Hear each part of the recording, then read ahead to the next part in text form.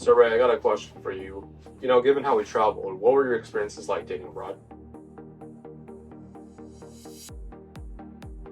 And I hate to sound cliche here, but there is a little bit more of a traditional role um, in other countries. Um, and there were women that I met that were less traditional as well. Maybe maybe it's even because we're in Los Angeles and Orange County in particular, part of the United States. Because I'm imagining now that maybe in some more red states, um, there might be more traditional and also conservatism. At least in the foreign countries that I went to, they were more traditional. And like now I'm thinking, I don't know if it's because it's probably a combination of the two. Because I'm a little bit more of a hybrid between traditional and like a modern man, being that we're in 2023. Like there was a part of me that grew up with my traditional family that was more traditional, but I'm also a modern male in 2023. So like I'm kind of a hybrid. But like uh, there's part of me that also believes, just like in a company, and I have to explain this a little bit too because I don't think that it's like in Europe, the Eastern world, that everything's just traditional. It's just so simple like that. I think there are certain parts that are more developed. There's less like it's not that simple. Um, but there are more parts that are more developed, and they probably have um, more modern rights and more modern beliefs versus parts of the country that are not. And I'm now realizing that.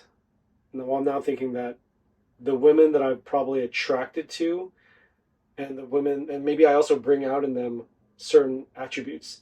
But so, I mean, if I were to give you a blanket statement and a straightforward answer, I would say, yeah, it seems like they're more traditional over there, um, based on the culture in general. But this is a very blanket general answer. There were nuances, many nuances in there. Just like if I were to come here to the Western world and describe that experience dating here in Los Angeles or Orange County, in a very blue state, um, in a more, I'd say, feminist country, developed country, in a very specifically in California and specifically in LA, like we're like in the bluest of the blue. I would say that traditional values are probably on the lower end of the spectrum here.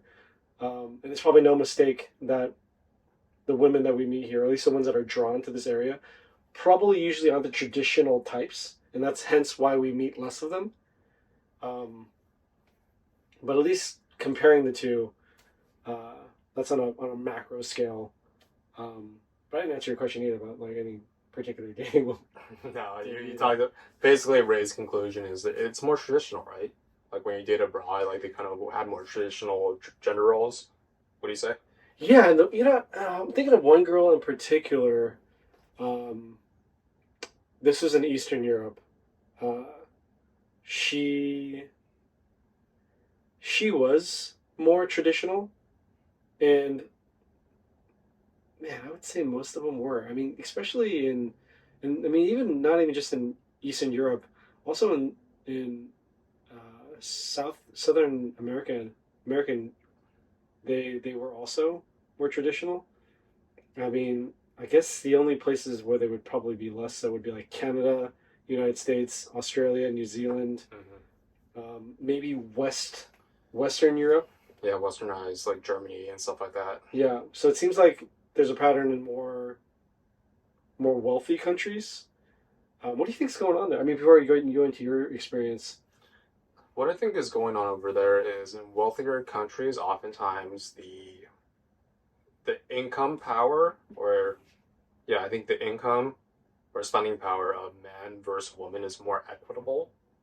When women are less reliant on men, they are Yeah, less likely to put up with shitty male behavior, right? agreed, And agreed. that's why I feel like maybe, women are less likely, I would say, to settle because, maybe in other places, to be quite frank, they are more traditional, but they have to rely on a man, or that's sort Yeah. of expected, right? And economically, that's the only viable option.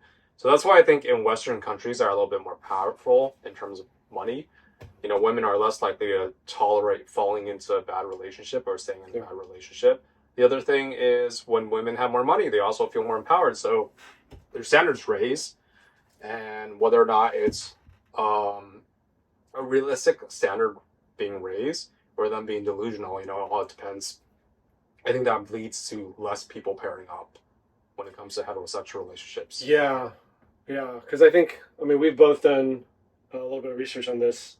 What you're saying, because now in these wealthier countries, women are their, for lack of a better word, their value is raised, where they would have more money, more status. Yeah.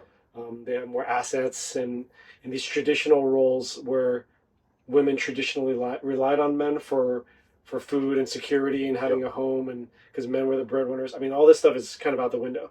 Yep. But and I do agree with you too that traditionally, because men had more power, um, a lot of men abused this, and um, but women just had to take it. It wasn't cool, and that wasn't okay.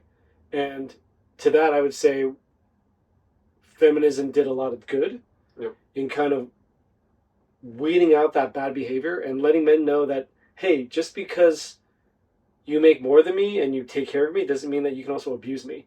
That is not okay. That should have been like that should have not happened a long time ago. But we know that according to history, a lot of people abuse power, and with great power comes great responsibility. Spider-Man. Spider-Man, yeah. But or actually, was it Uncle Ben? Uncle Ben from In Spider-Man. Spider-Man. Yeah. But so I think we both can agree that that's changed and is changing. And unfortunately, for some less wealthy countries, it's not changing quite fast enough. But that's all another topic. Um, so I would agree with you that. I mean, it's kind of a double-edged sword too, because in this Western world, as women gain more power, and then they become equal to men, there's also this whole thing that the mindset of like hypergamy and the traditional values. I mean, maybe you want to talk about what hypergamy is.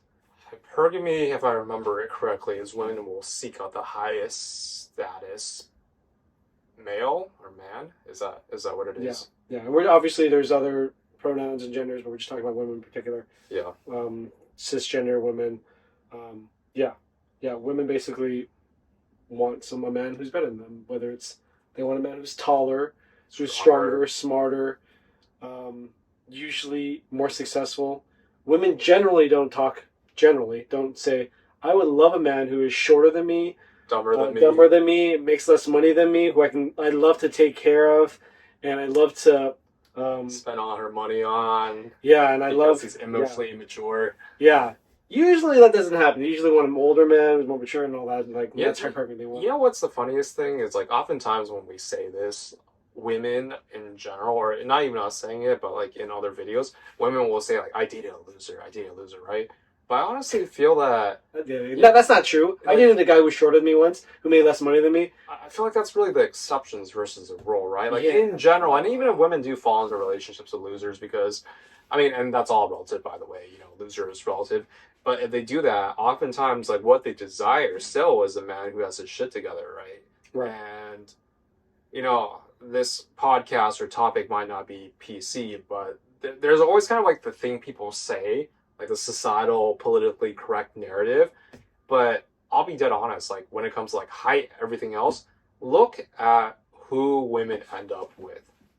Like, really just look at who they end up with, right? Because a lot of times women will say height doesn't matter.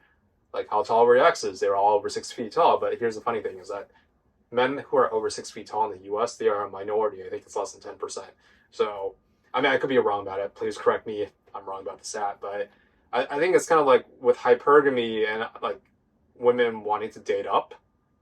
I think in general that's pretty true. Yeah. So if a woman's doing well, right, and men are not doing as well in general, we talked about, like, in general, men are not graduating college at the same rate as women, all that good stuff. Women, they don't like dating down. Yeah, I think the stat is something like 3 to 1. 3 women. Was it 3 women? Yeah, 3 women. I think for every one man is graduating from college now, and in the future we're going to have our computers with us to give you more accurate stats. But based off memory, um, but yet women, most white collar, don't want to date a blue collar man. But most men don't really care about whether a woman is white collar or blue collar, um, or how much money she makes. Yep. And like to Jeremy's point, uh, it's often so funny when you're like, when you might say something like, "Oh, this is something I'm noticing," and we'll be like, "No, that's not true." This one time I dated a guy who was like my height or shorter than me, and you know what? Funny story. I was at the gym, and there's this really tall girl. This is a while back, and so at the time I was just kind of curious. We were just her and I were just talking because I literally was just like, "Hey," she was like maybe I think 5'11", 5'10", and I was like, "Hey, me and my friends were just kind of wondering, do you ever date guys who are shorter than you? And would you date a guy who's shorter than you?" I just kind of got into this whole conversation, and she said that I didn't tell you this. She's like, "Yeah, I've dated guys who are shorter than me," and I'm like, "Okay, well, are you with anybody right now?" She's like, "Yeah." And I'm like, "How tall is he?" He's 6 feet, and he was 6 feet tall. And I'm like, "Okay, well, most of the guys that you've dated versus most of the guys you've actually ended up in relationships with, Yep. most of them were taller than her." Yep.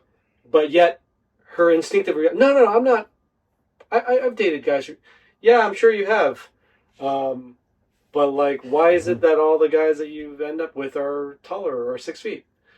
And I think people are afraid to just be honest because they're gonna get canceled, or we're all gonna shame them. Be like, see, Shallow. You're so shallow. You know what? Can we all just stop hating on each other for like, so that people can just speak their minds? We need to remove all the shame, all the judgment before, like, if something is happening, it's happening. The shame and judgment, it has its uses and it has its time and its place, but like, I don't know if every time and every place is helpful either. So I think Jeremy and I are basically saying that maybe people should just be upfront with, if you're a woman and you want a guy who's like taller than you and makes more money than you. It's not saying you haven't ever dated a guy who is. We're not saying these like blankets. Just be honest. Like, yeah, it's okay. I think a lot of guys on that point, a lot of guys have this rage towards women that constantly say like, "Oh no, I dated bums." Like, "No, I dated short guys." And when in reality, we're like, "Well, I'm a bum or I'm a short guy." Like, no one's wanting to date me, right? And I think a lot of guys we get angry because women are just not honest about it because they want to be nice and politically correct, or they themselves believe it. Well, let me. So there was this like, I've been hearing recently. Women aren't. It's not necessarily that they're being dishonest, though. I mean, that's one word. I mean, I know growing up as a woman, myself personally, from my experience. Yeah, you grew up as a woman. So like, I've been hearing recently from these podcasts. I've been listening to this guy named Chris Williamson. He's got a number of experts on, and he had one particular expert talk about like the fighting strategies of men versus women. Like when men challenge each other, It's like, I challenge you to a duel. The more public, the better. I want other people to witness how strong I am as a man. But for women, it's a lot more like clever and in the dark and almost insidious sometimes. And there's like a story of how there was a new woman to a tribe, and another woman, when seeing her, thought he like gave her some fruit, but it was kind of poisoned and it had a little bit of like bad bacteria in it. But she didn't say like, "Oh, I want you to eat this." She kind of gave her this fruit and was hoping, because this new woman to the tribe was also very attractive. She was hoping that she would eat it, and this new woman kind of became suspicious, and she didn't eat it, and she actually gave it to somebody else. And the other person ate it, this food that had poison, got poisoned, and the original woman who gave the fruit to this new woman accused this woman of the one poisoning this guy, this other person, whoever this guy wrote. And I'm kind of paraphrasing, but like it was all part of the trap. And like we've all heard stories of like women being like starting rumors, and that was like their. So one the reason why I bring this up is because I get that women aren't necessarily trying to be dishonest, but like also being honest. And I'm trying to like back women up. Obviously, it's not a blanket statement. Nothing we ever say is like 100% true. Every single scenario, there's always nuances. But like I get how growing up in that environment, it might be dangerous. Women might not feel safe to express their real opinion. And I'm gonna give one last story for when I was younger. I was probably like 19 or 20. I was visiting my friend, a family friend. Them and his family moved to another state. He has little sisters, a bunch of little sisters, and we're young. They're younger. They're probably in their teens, and we're all playing this card game. And it was kind of a safe environment. We're all family friends, and they were like, "Ray, what kind of girl are you attracted to?" And at the time, I had a particular type, and I was like, okay, I didn't really tell too many people, but I'm like maybe 18 or 19 years old, and I tell them what I'm attracted to, and they didn't have this body type, okay, and I remember their reactions burned into my memory.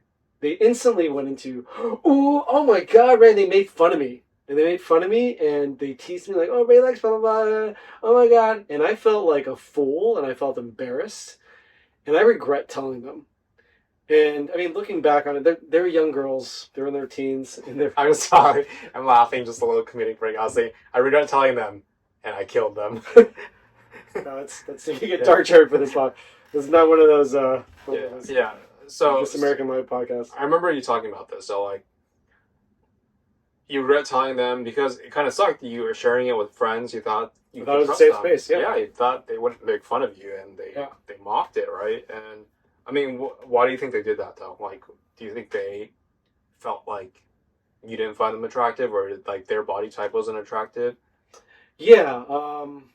And then this is like a small snippet of what I think women probably go through far worse and way more like malicious teasing that just that creates trauma. This is like my little form of trauma that was like, oh shoot, even not for me. Mm-hmm. But I think that they reacted that way because,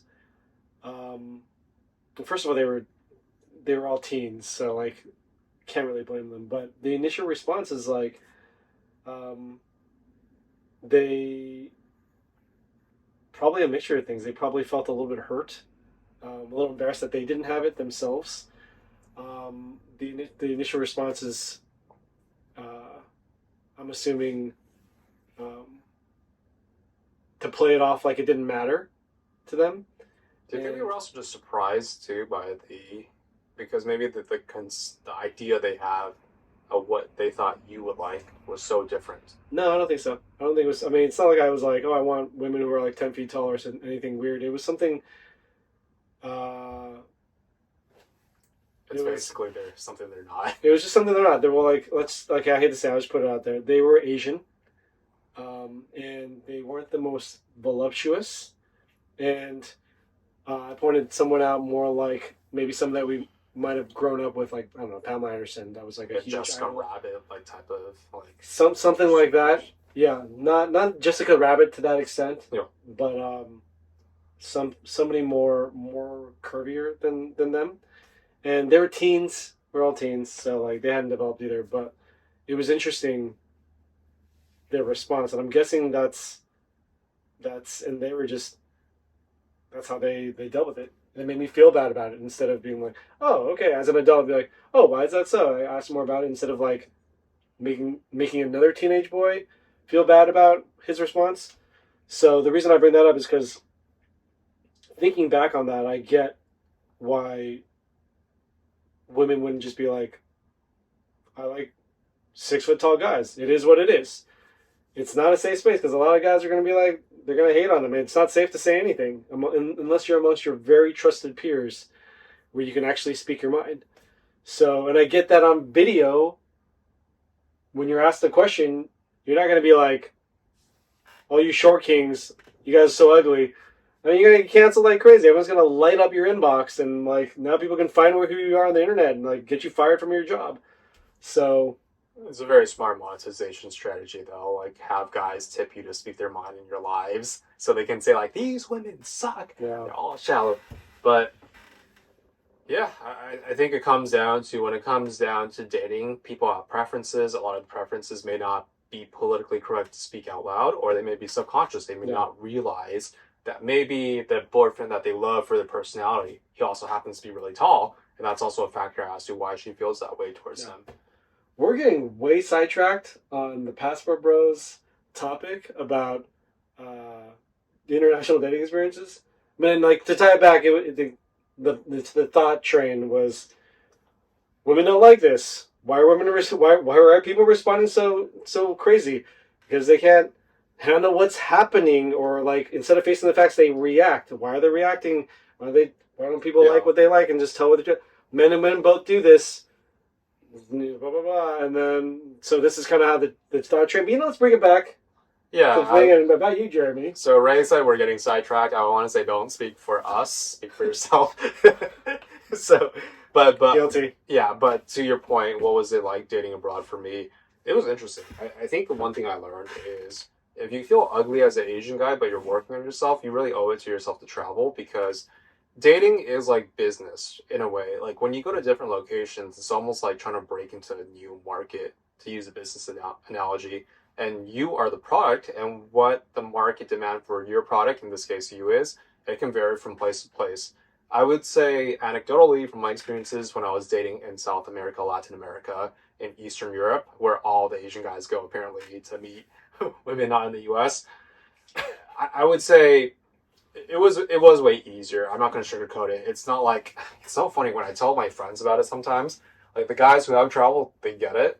But all the girls say like, "Oh, do you think you were like that because you were more adventurous and on vacation?" I was like, "No, bitch. Like I'm literally the same person. Like I'm not doing anything special with the texting.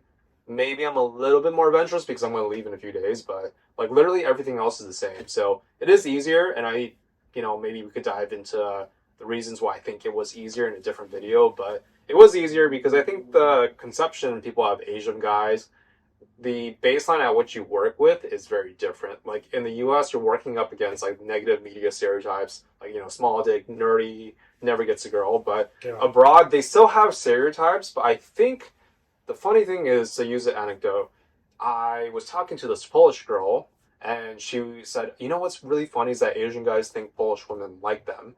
And I'm like, "You guys don't?" And she's like, "No." Like, I was like, "What stereotypes do you guys have?" And they still even have like the small penis stereotype. So I actually asked them like, why Yeah, right. why does it seem like more Polish women are liking me on Tinder, for Poland obviously, versus abroad? And she's like, "Oh, because you guys also have the stereotype of having a lot of money." So that stereotype over there is very positive. It works in your favor in Poland versus in the States, right, where there's a lot of rich people. It doesn't do as much, and you're working up against negative stereotypes. So what I would say is it is easier abroad, but just because you go abroad doesn't solve your issues. You should always still be developing and growing as a person, as a man.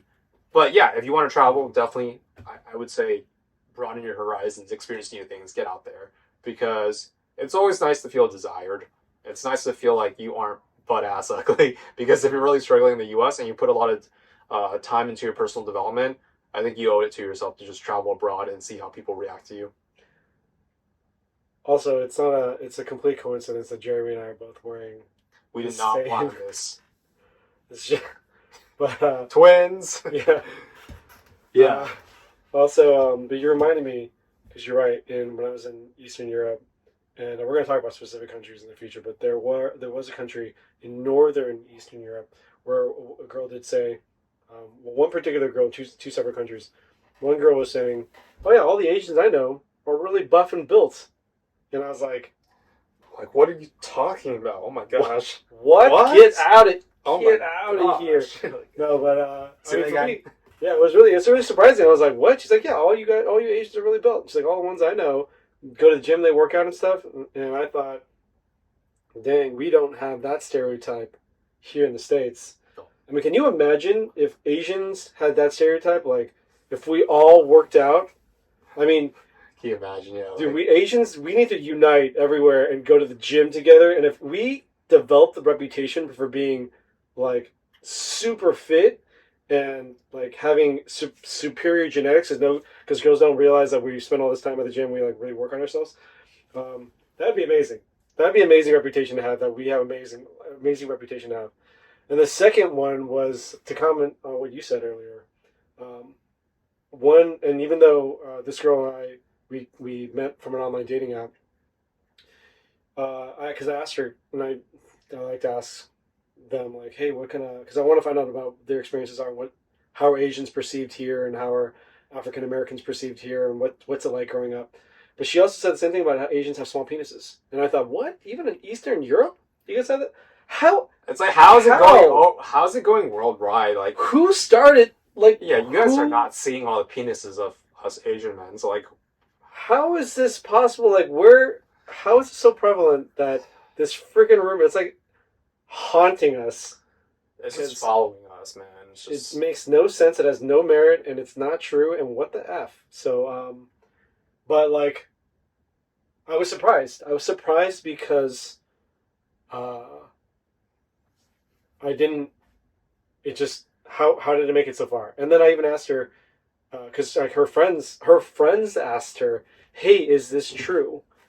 And so it wasn't just her. Like it was like a, "Hey, we're all curious," and I my whole thing is like, no, not every black guy has a huge penis. Not every, I don't know, Hispanic girl has a huge butt. I don't. Not every Asian person is a bad driver. Um, like, do I think that Asian women usually have smaller boobs? Um, as yes, I do. However, when you look at the data, yeah. You look at me like, right? I'm like, don't be pulling me into yeah, this shit. but not every Asian girl. But also, I mean, when you look at it, the level of like thinness in Asian countries, They're way more thin. it is way thin. They have no body fat. So when you have no body fat, I mean, how are you going to have boobs? Uh, like, and if you look at the cultural standard of beauty in China, it is like The almost tall, skinny, anorexic thin, yeah, like according to American standards. like no butt, just Yeah, so tall and thin. without any fat, you're not gonna have boobs or butt. You're not gonna have anything. So, generally speaking. However, like the stats on who has the biggest cup size, I think are like the UK and the United States. However, the BMI generally for the United States is much higher Yep. than any other country where body fat and obesity is runs prevalent. So of course you're gonna have women with larger boobs, but these studies don't also take into account the rest of their body, how big their stomachs are, how big their hips are, how heavy they are in general.